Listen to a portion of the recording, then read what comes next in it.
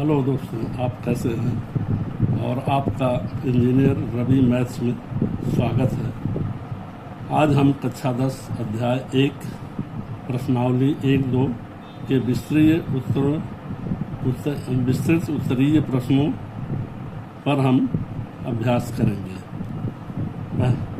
पहला प्रश्न, निम्न व्यंजक को सरलतम रूप में व्यक्त कीजिए। यहाँ आपका व्यंजक दिया है √x² + 3x + 2 into x² + 5x + 6 अपान x² इंटू x² + 4x + 3। अब हम इसको सॉल्व करेंगे। तो हम फर्स्ट बहुपद को इस तरह तोड़ते हैं, x² + 3x + 2। अब हम इसको इस तरह तोड़ें कि 3 को इस तरह तोड़ें कि इसका गुणनफल 2 आए और जोड़ 3 आए। तो इसको हम इस प्रकार तोड़ सकते हैं, √x²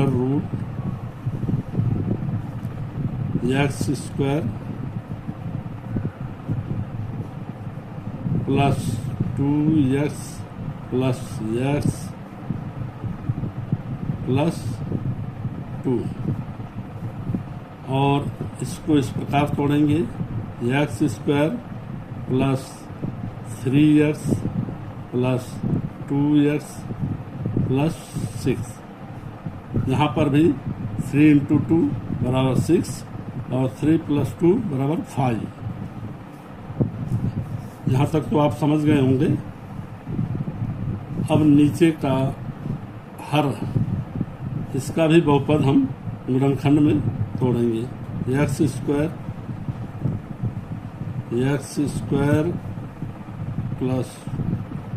4x को इस तरह तोड़ें कि इसका गुणनफल 3 आए और योग जो है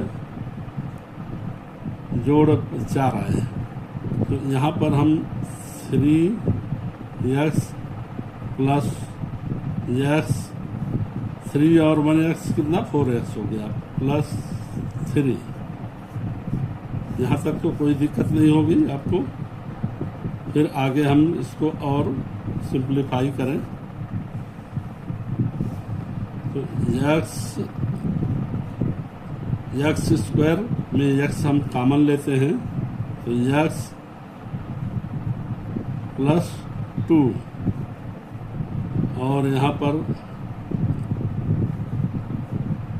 पर हम 1 कॉमन लेंगे, तो x + 2।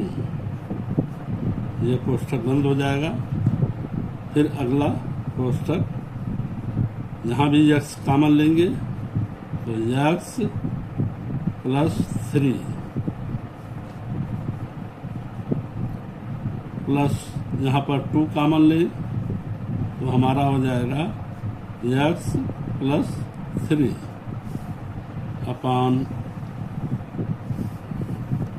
x²। और यहाँ पर भी हम इसको x कॉमन लेंगे, तो क्या हो जाएगा, x + 3। और यहाँ पर हम 1 कॉमन लेते हैं, +1। तो यहाँ पर क्या बचेगा, x + 3 कोष्ठक बंद। अब यहाँ पर हमारा वैल्यू क्या हो जाएगा,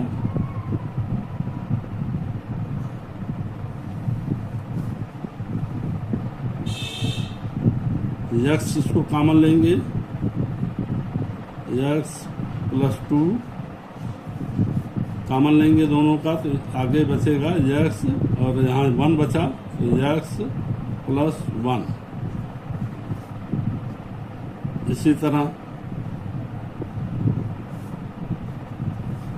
इस कोष्ठक में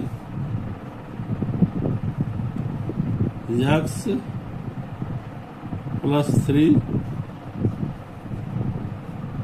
दोनों में से कॉमन हो जाएगा, तो क्या बचेगा, x + 2।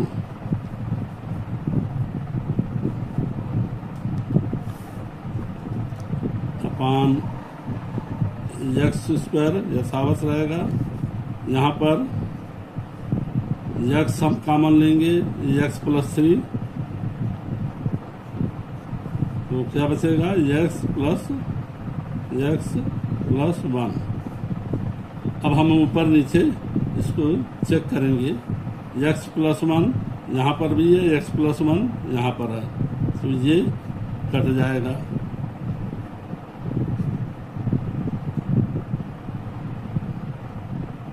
और x प्लस 3 यहाँ पर है, तो x प्लस 3 ये और ये कट जाएगा। अब इसको हम आगे क्या लिख सकते हैं, x प्लस 2 बचा, x plus 2 under root x plus 2 और x प्लस 2 दो बार बस हो गया, तो ये स्क्वायर हो जाएगा अपान यहाँ नीचे क्या बचा, ये एक्स स्क्वायर। अब ये अंडर रूट में है, तो इसको इस तरह से लिख सकते हैं, एक्स प्लस 2 अपान एक्स, ये स्क्वायर और under root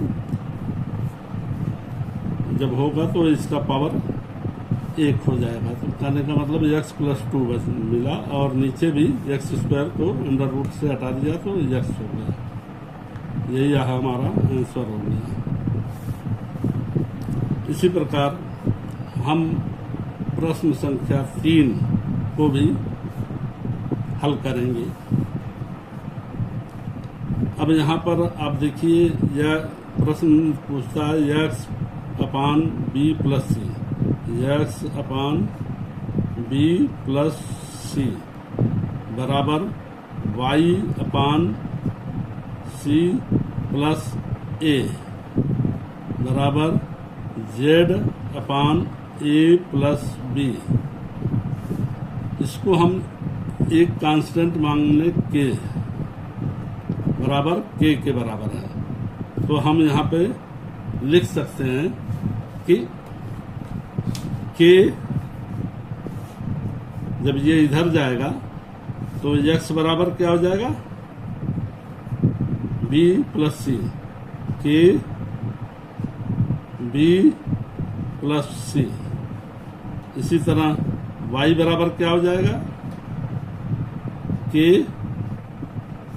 c plus a। और इसी तरह z बराबर क्या हो जाएगा, z बराबर के इंटू ए प्लस बी।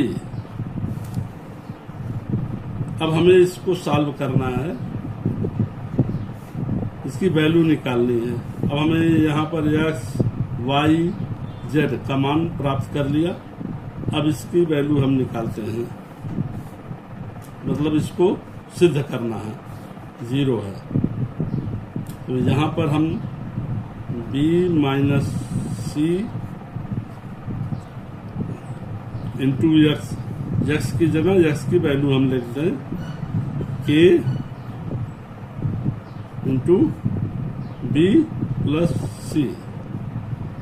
इसी तरह यहाँ y है प्लस सी माइनस ए, और y की जगह हम इसको y की वैल्यू रखें, y बराबर के सी प्लस ए। इसी तरह plus A minus B into Z, Z की वैल्यू क्या है, ए प्लस बी।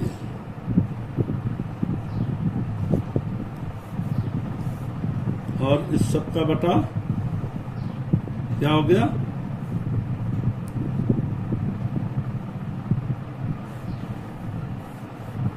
सॉरी हमें इसकी वैल्यू निकालनी है, ये इसको सिद्ध करना है।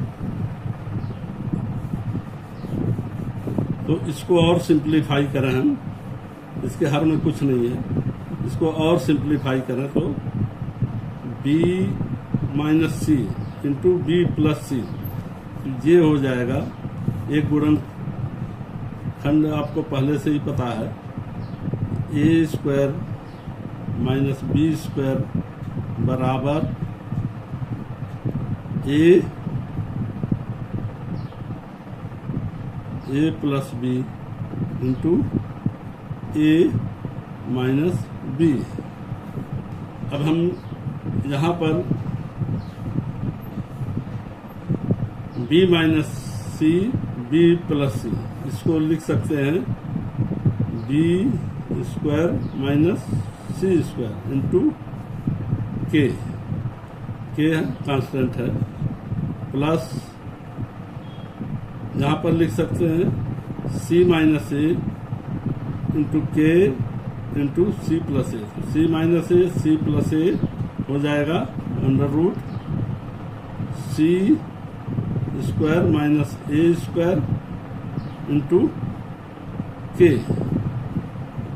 इसी प्रकार आगे हम इसको लिख सकते हैं plus A minus B A plus B को हम लिख सकते हैं A square minus B square into K. यहाँ तक तो क्लियर हो गया, बराबर। अब इसको हम लिख सकते हैं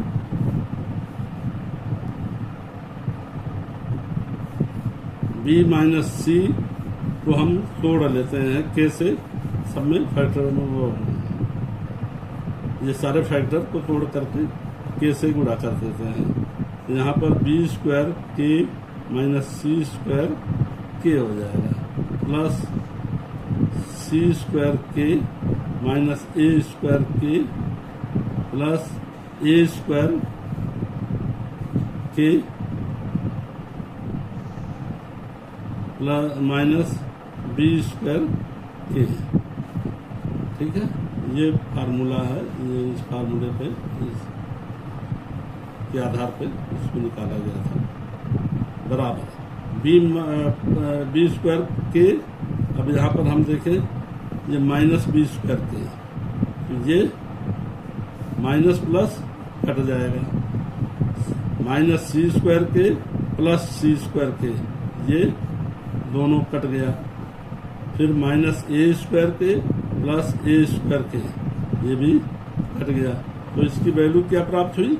0। अब ये सिद्ध हो गया।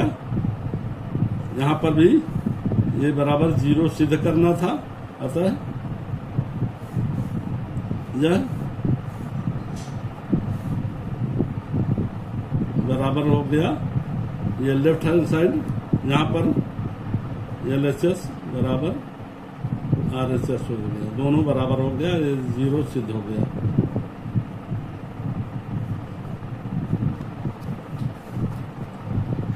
ठीक है दोस्तों, हमने विस्तृत उत्तरीय में 3 प्रश्न हैं, तो उसमें से प्रश्न संख्या 1, प्रश्न संख्या 3 को हमने सॉल्व कर दिया है।